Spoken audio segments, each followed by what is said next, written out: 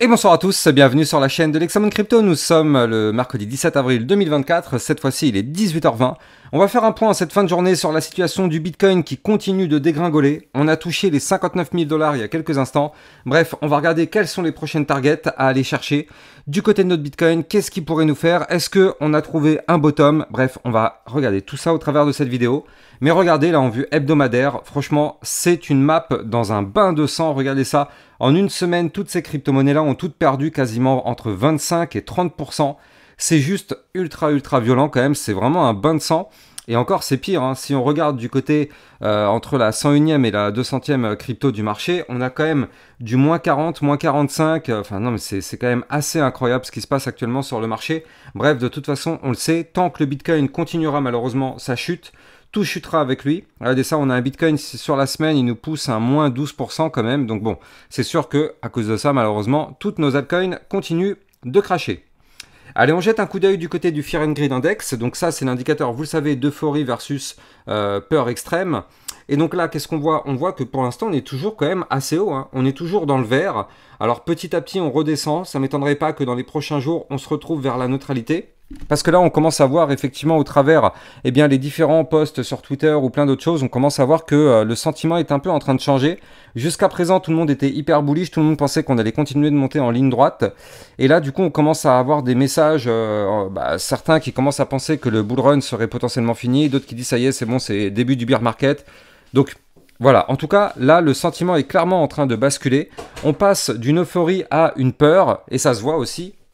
Du coup, et forcément, là, eh bien, du côté du Fear and Greed Index, ça risque de chuter encore un petit peu petit à petit. On se rapproche aussi du halving du Bitcoin. Donc, le halving du Bitcoin aura lieu dans 1 jour et 18 heures. Alors, en réalité, je vous ai fait un post en plus de ça tout à l'heure sur mon Twitter officiel et je vous avais expliqué qu'on ne peut pas connaître l'heure exacte du halving. Et oui, parce que vous le savez, on sait que le halving a lieu tous les 4 ans. On est capable à peu près de prédire la journée. Mais c'est très difficile de prédire l'heure exacte, parce qu'en réalité, l'heure exacte, si vous avez vu, il y a, par exemple, sur un site internet, vous allez voir, on va vous dire c'est à telle heure, sur un autre, on va vous donner une autre heure, bref, tout le monde a un petit peu sa propre heure, mais en réalité, c'est tout à fait logique et compréhensible, parce qu'en fait, il faut savoir que la difficulté de minage d'un bloc, ça prend normalement, en théorie, 10 minutes. Dans la pratique, c'est pas tout à fait vrai, des fois ça prend un peu plus, ça prend 10 minutes 30, des fois 11 minutes, des fois même 12 minutes, donc tout ça, mine de rien, ça fausse un petit peu les calculs et c'est pour ça que on ne connaît pas au jour le jour en fait la difficulté de minage. Donc forcément, vu que ça varie un petit peu tout le temps, c'est très difficile d'avoir une vision exacte. Mais en tout cas, tout ce qu'on sait, c'est qu'il aura lieu dans un peu plus d'un jour maintenant, donc dans quasiment 2 jours. Donc là, voilà, ça risque d'être très intéressant à surveiller. Hein. Tous les 4 ans, c'est un événement qui arrive tous les 4 ans. Alors, il ne faut pas non plus se dire qu'il va se passer grand-chose du côté du Bitcoin. Hein. Là, on ne va pas se mentir, tout est déjà pricé avec les chutes qu'on est en train de vivre actuellement. En général, on a toujours le droit à un buy the rumor, sell the news. Donc là, plus on approche effectivement du halving, plus forcément on arrive à un prix qui chute. C'est ce qu'on a eu sur tous les cycles précédents. Donc malheureusement, cette fois-ci, c'est la même chose. En tout cas, du côté de la charte, qu'est-ce qu'on voit ? Eh bien, déjà, premièrement, je rappelle à tout le monde que tout ce que je vais dire dans cette vidéo n'est en aucun cas un conseil financier. Alors, donc là, on voit que malheureusement, en Bitcoin, en vue jour, on a un Bitcoin qui est en grand danger. On va pas se mentir, là, une pichenette et notre Bitcoin s'effondre. On est actuellement pile poil sur le bas du range. Vous le voyez ici, cette boîte violette qui est là, c'est notre range. Et donc, pire que ça, non seulement c'est un range, mais je vous en avais déjà parlé, on a une figure chartiste en Bart Simpson. Regardez-la, elle est belle, elle est propre, elle est sous nos yeux. On a la montée, on a le crâne du Bart. Et ça, malheureusement, ça a des chances de valider par le bas. Alors, tant qu'on ne break pas le bas du range, c'est-à-dire aux 60 777 $ en vue jour, donc c'est-à-dire tant qu'on ne clôture pas la journée en dessous de ce niveau-là, tout va bien. Je rappelle que le bas du range est un support. On peut parfaitement aussi rebondir sur ce support et pourquoi pas tenter de se relancer. C'est ce qu'on appelle du trading sur range. Quand on est en bas de range, comme ça a été le cas ici le 20 mars 2024, on a rebondi pour aller chercher le haut du range. Et bien là, si on ne break pas ce range par le bas, on pourrait effectivement rebondir pour aller chercher le haut de range. Maintenant, on va pas se mentir, du côté de la macroéconomie, c'est quand même hyper dégradé en ce moment. Et donc là, eh bien, on a quand même ce halving qui approche à grands pas. Il faut bien comprendre les choses. En fait, le halving, il ne va pas avoir un impact direct. Il faut bien comprendre que le halving va avoir un effet dilué sur la durée. On sait que, effectivement, le nombre de Bitcoin produits est réduit. Et on sait qu'on a aussi une demande qui est fixée. On a une quantité de Bitcoin qui est fixée à 21 millions et on a une demande qui augmente avec les ETF. On le sait, ça consomme énormément de Bitcoin, ça achète du Bitcoin à gogo. Donc là, c'est ça, en fait, qu'on parle d'effet de rareté. On va avoir petit à petit plus de rareté parce qu'en fait, on achète plus de Bitcoin qu'on pourrait en produire. Et donc ça, sur la durée, ça a quand même un effet plutôt positif, même si au jour le jour, ça ne se voit pas. Là, on peut très bien avoir un mois de mai, un mois de juin, un mois de juillet et un mois d'août où il ne se passera strictement rien du tout. Et c'est pas pour autant que tout est mort, tout est fini. C'est un effet qui a lieu sur le long terme, le halving, sur le long terme. Donc il y a beaucoup de personnes qui pensaient vraiment que le jour du halving, eh bien on allait avoir une explosion de 50% ou je sais quoi. Eh bien, je n'y crois pas une seule seconde. Alors, j'aimerais bien que ça arrive, mais je n'y crois pas. Maintenant, c'est que mon point de vue, ce n'est pas un conseil financier.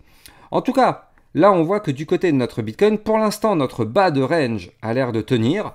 Et tant mieux, en tout cas, c'est vraiment ce qu'on veut. Parce que si on break ce range, je redonne le niveau clé, les 60 777 $, ça pourrait être effectivement dangereux pour aller chercher, pourquoi pas, les targets suivantes, c'est-à-dire ici, les 58 690, puis, autre target ici, 52 691, et si on continue de chuter, pour moi, le boss final, il sera ici, il sera à 50 000, combien c'est 50 512 $.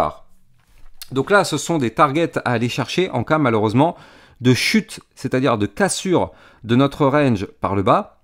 Maintenant, on le sait, même si au pire des cas, on clôture sous le range, on a toujours un espoir parce qu'à chaque fois qu'on break un niveau clé, il y a toujours le pullback. C'est-à-dire qu'on revient retester le niveau clé qu'on a breaké. Si on arrive à repasser au-dessus, bon bah tant mieux, ce sera une feinte et ce sera l'effet inverse de ce qu'on avait eu là. C'est-à-dire que ici, on avait fait une feinte de cassure par le haut pour aller chercher le bas. Et bien là, du coup, on aura fait une feinte de cassure par le bas pour aller chercher le haut. Donc ça, ce serait entre guillemets un espoir. Mais là, pour l'instant, en tout cas, c'est quand même bien mal embarqué. Du côté de la vue 4 heures, eh bien, c'est pas mieux. Hein. Je suis désolé, j'ai pas de bonnes nouvelles à annoncer. Là, pour l'instant, ça continue de chuter et c'est vraiment un peu flippant ce qu'il nous fait. En vue 4 heures, eh bien, regardez ça. On a un Bitcoin, malheureusement, qui a breaké ici, je vous le rappelle, la ligne de tendance qui était là, qui nous servait de support. Et pire que ça, en vue 4 heures, la cassure, elle est là. On a cassé le support des 60 777. Donc là, attention, parce qu'en vue 4 heures, c'est breaké. Pour l'instant, en vue jour, ce n'est pas encore breaké. Donc il y a toujours l'espoir de tenir. Mais là, en vue 4 heures, c'est breaké. C'est-à-dire que là, on a fait une clôture sous le niveau clé. Donc attention à ce qu'on ne prolonge pas la chute et qu'on valide la journée sous le niveau clé de support. Attention à ça tout de même. Parce que là, eh bien, on voit qu'on a fait la cassure, comme je vous l'ai expliqué un tout petit peu plus tôt dans la vidéo. On a fait la cassure, puis directement après, on fait le pullback, c'est-à-dire qu'on revient retester le niveau clé qu'on a breaké. Donc là, soit on arrive à repasser au-dessus des 60 777, et dans ce cas-là, ça aura été une fausse cassure, et on peut remonter un petit peu pour aller chercher les 62 231. Soit malheureusement, et c'est potentiellement le cas de figure qui est le plus probable, eh bien, c'est qu'en fait, on fasse le retest, d'ailleurs c'est ce qu'on fait actuellement, on n'arrive pas à repasser au-dessus. Donc cassure, pullback, on reteste, on n'y arrive pas et boum, on va chercher le bas du canal descendant, parce que je rappelle qu'on est dans un canal descendant ici, et que là, si on n'arrive pas à récupérer les 60 777, on risque d'aller chercher les 59 493, puis 58 930 pour aller chercher le boss final, le bas du canal descendant, à 58 106, qui sera notre zone de support terminal, enfin j'ai envie de dire le dernier support, pardon, avant d'avoir une chute plus prononcée. Donc attention à ça, je rappelle que tant que notre Bitcoin est et restera dans ce canal descendant, nous sommes en configuration baissière. Même si dans ce canal on a des petites remontadas comme ce qu'on a eu ici, la règle est simple, tant qu'on ne casse pas ce canal descendant par le haut, on reste en tendance baissière et on peut continuer de chuter comme ça pendant encore pas mal de temps. Hein. Regardez ça, il n'y a pas de problème. Hein. Le canal, lui, il continue. Donc, tant qu'on ne break pas par le haut, inutile d'espérer quoi que ce soit. C'est un petit peu la fin des haricots pour l'instant du côté de notre Bitcoin. Alors, heureusement tout de même qu'on a des jolis supports en dessous, ce qui nous permet effectivement de pouvoir encaisser une chute et avoir des zones de rebond. Mais on va pas se mentir, là pour l'instant c'est quand même un petit peu flippant. Maintenant, quand même, histoire de finir sur une touche un peu plus sympa, on va dire, eh bien, on a quand même potentiellement une figure chartiste en bull flag. Je vais vous expliquer, mais avant ça, je rappelle que les likes et les commentaires sont fortement appréciés. Bien sûr, c'est grâce à ça que ma chaîne YouTube est mieux mise en avant. Et après ça, je vous parlerai aussi d'une crypto peut-être qui est à surveiller. Bref, comme je vous disais, on a potentiellement une figure chartiste en bull flag. C'est-à-dire qu'ici, on a la poussée haussière, puis derrière, on a le retracement, et derrière, on forme ici un fanion. Donc là, ça reste tout de même une figure chartiste.